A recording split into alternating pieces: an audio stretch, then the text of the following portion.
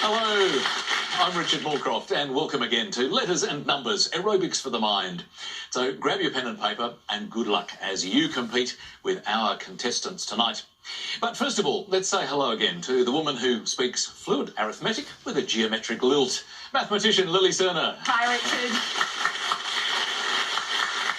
Hi, Lily. Now, I must say, I sometimes wonder when that random number goes up, what's the first thing that goes through your mind as you have a look at it? Usually the plan of attack is to go through the simplest methods first, all the way through to the more difficult ones. So when I see a number, I first of all try to round to the nearest 100 and then work up or down accordingly. But there's a bit of an algorithm to it. So if that doesn't work, then I go to the next step and so on. So it's really methodical. Yeah, very much so. Well, we'll put that method into action again tonight. And the man from whom we get crosswords, but never crosswords, David Astle. Hi, Richard. How you going? You're not an angry man, are you, David? I'm not. You're calm. Your anger doesn't come into your vocabulary. Depends. If I've had too much coffee or not enough sleep, there can be a little bit of a raw side, but I am a fairly mellow kind of character. And in terms of anger, though, where would you take us with words? Oh, well, I know that anagrammatically, the word angered is wonderfully an anagram of enraged. So that actually, if I do feel angry, I just think of something like that and I feel cheered up. Well, we look forward to mixing those words up tonight and cheering you up. And of course, it wouldn't be half the show that it is without these next two people. Our carryover champion, first of all, now here for his fourth night, is Andrew Fisher, an auditor and Scrabble champion. But there is much more to him than just words and letters. There's also beautiful notes and music, because I gather you sing in a choir, Andrew. I do sing from time to time in a choir in Melbourne called Gloriana.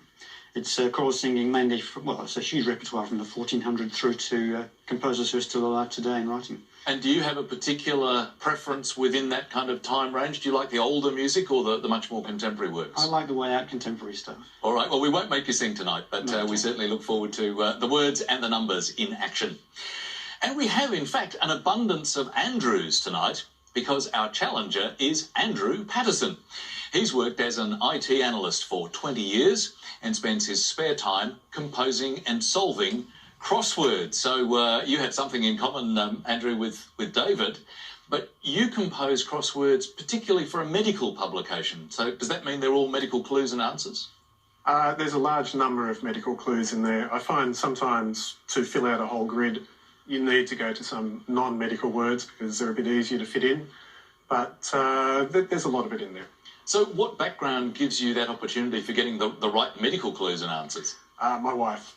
My wife's a GP, and so I've been able to bounce things off her the whole time. And you can occasionally borrow her Grey's Anatomy from the bookshelf. I do. That's one of the books I use, and but I run a few things past her as well to make sure they're okay. Well, good luck tonight. So good luck, in fact, to both of them. Our carryover champion, Andrew Fisher, and challenger, Andrew Patterson. So let's start tonight, as usual, with our letters game. One contestant is going to choose the letters, then both have 30 seconds in which to make the longest word that they can. And, of course, the player with the longest word receives the points. Andrew Fisher, can you make the first selection tonight, please? Thank you, Richard. Can I start with a consonant, please, Lily? You can. Thank you, Andrew. Starting the day with a D. And another one? R. And a third, please? M. And another one? S. I'll have a vowel, please. A. Another vowel? I. A third vowel, please. U. I will have a consonant, please. F. And finally, a vowel. And to finish, O. Let's start the clock for the first time.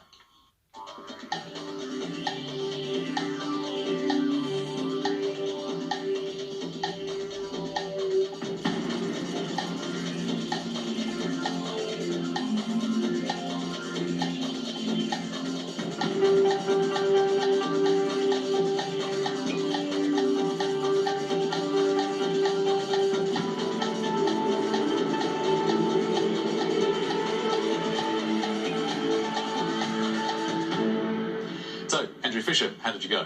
I'll stick with a 6. And Andrew Patterson, what about you? I have a 6 as well. What was your 6, please? It was disarm.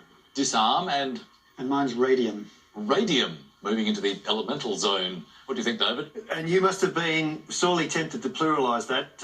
Obviously, there is some debate about whether it's mass nouns, but in the regards to elements, a plural is acceptable and radiums is a possible 6. But aside from that, 7 I should say, radium and disarm, both fine starts for 6s. Excellent. So 6s all round for both Andrews. Well, we can never get enough letters, really. So Andrew Patterson, this time, your choice. Thank you. Lily, could I have a consonant, please? You can, thank you, Andrew, starting with a T. And another consonant? G. And another? N. And the vowel, please? I. Another vowel? A. A consonant? R. A consonant? P. Another vowel? E. And a consonant. And finish L. And 30 seconds from now.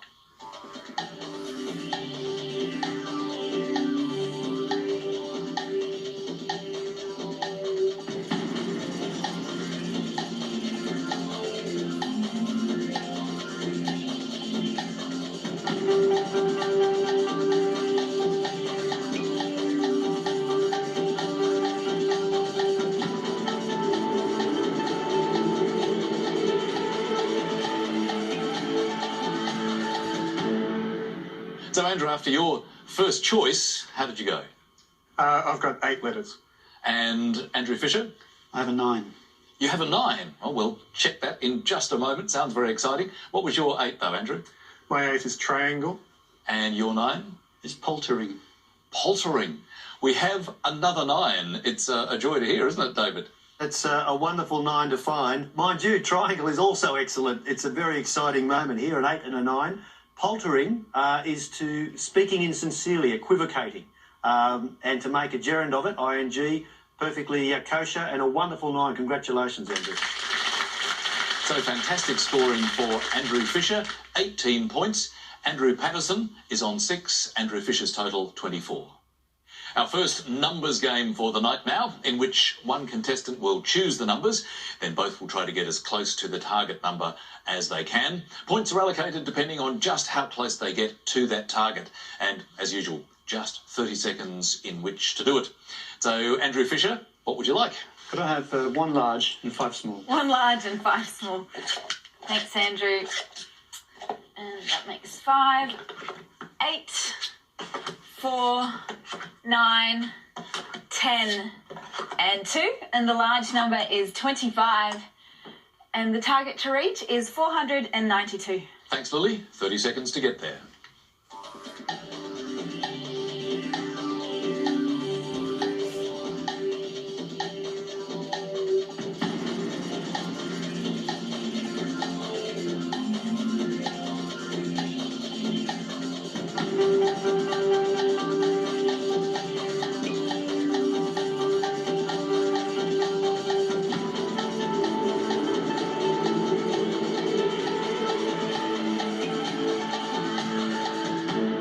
Well, Andrew, your pen went down a while ago. How did you go? I have 492. And Andrew? I have 492 as well. Oh, very nice to hear from both of you. Well, Andrew Fisher, can you take us through your method first, please? Sure, it's 2 times 10 is 20. 2 by the 10 gives you 20. Multiply that by the 25. By the 25 Gives 500. gives you 500. And take away the 8. And take away the 8 is 492. Very neat. Thank you. Andrew, was your method similar or a little different? It was extremely similar. It was the same. Okay. In fact, if you wouldn't mind just verifying with each other that you're both happy with that. That's great. A very straightforward method. Lily, would you have done it any differently? I would have done exactly the same way. Exactly. All right, that's a great approach. So 10 points each for both Andrews, taking Andrew Patterson to 16, Andrew Fisher on 34. And it's time now for your first word mix for the evening, and it's hip shawl. The clue this time, it's a real pain in the neck. Back after the break.